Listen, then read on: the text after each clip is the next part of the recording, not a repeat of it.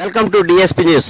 Amalapuram collector కార్యాలయం ఎదుట రైతుల నిరసన. పేరూరు గ్రామానికి చెందిన 100 ఎకరాల పంటలు పండిస్తున్న రైతులు మా పంట పొలాల కొరకు 5 సంవత్సరాల నుండి పోరాటం చేస్తున్నామని, సంవత్సరం పంట మాత్రమే పండుతుందని ఎమ్మెల్యేకి తెలపగా సమస్యకు పరిష్కరిస్తానని హామీ ఇచ్చారని, గత ప్రభుత్వంలో 2023 ఇన్పుట్ సబ్సిడీ ప్రతి గ్రామానికి పడినా కేవలం మా గ్రామానికే పడలేదని కలెక్టర్ కార్యాలయంలో వినతిపత్రం అందజేసిన పేరూరు రైతులు. పేరూరు గ్రామం వార్డు మెంబర్ 8వ వార్డు మెంబరు, బీజేపీ మండల ప్రధాన కార్యదర్శి. ఈ సమస్య ఈ రైతులు పంట గురించి చాలా 5 సంవత్సరాల నుంచి పోరాడుతున్నాను. ఇచ్చిందండి ఇదివరకు ఈశ్వరూపు గారు దృష్టిలో కూడా తీసుకెళ్ళాను, చేయలేదండి. ఇంతవరకు ఒక పంట పండుతుంది, 2 పంటలు పండాలి మాకు పంట. రైతులు చాలా ఇబ్బంది పడినా పట్టించుకోలేదు. 2 సార్లు స్పందనలో పెట్టాను నేను ఇప్పుడు వరకు, కానీ ఇప్పుడు వరకు కూడా దీని మీద సరే లేదు. కానీ ఈ ప్రభుత్వం వచ్చాక ఆనందరావు గారిని అడిగితే మాత్రం చేయిస్తానని చెప్పారు, హామీ ఇచ్చారు. ఆయన దగ్గరికి వెళ్తామండి. ఆయన మమ్మల్ని రమ్మన్నారు. ఇంకా రైతులందరినీ తీసుకుని ఆనందరావు గారు కూడా వెళ్తాను, ఆయన సమస్య నేను చేస్తానని చెప్పారు. నాకు ముందుగా ఒకసారి కలెక్టర్ గారు కూడా తెలియపరిచినాక మేము రైతులందరినీ తీసుకుని ఒకసారి ఆయన దృష్టిలో పెట్టడానికి వచ్చామండి. మేము రైతులందరూ తరపునండి.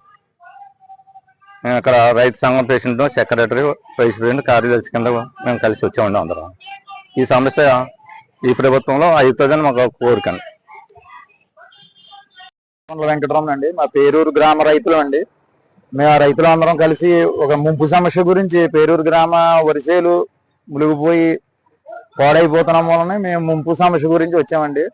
మాకు అక్కడ పేరూరు కుమ్మరకాలువ లాకులు పాడైపోయి ఉప్పు నీరు వచ్చేసి మా చేలు సుమారుగా 100 ఎకరములు తొలకరి పంట అంటే ఖరీఫ్ పంట ముంపుకు గురై పాడైపోయి తీవ్ర నష్టం పాలవుతున్నామండి.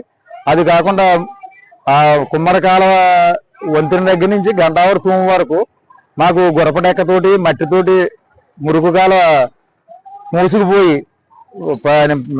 ముంపు నీరు పారక మా పంట పొలాలు సర్వనాశనం అయిపోయి మేము అది తొలకరికి నాడుమూలలు వేసుకోవడానికి మా రైతులందరము భయపడుతున్నామండి. ఇంకా అంటే క్రాప్ హాలిడే ఇద్దామా ఏంటా అన్న సమస్యతోటి మేము రైతులందరం సందిగ్ధంతో ఉన్నామండి.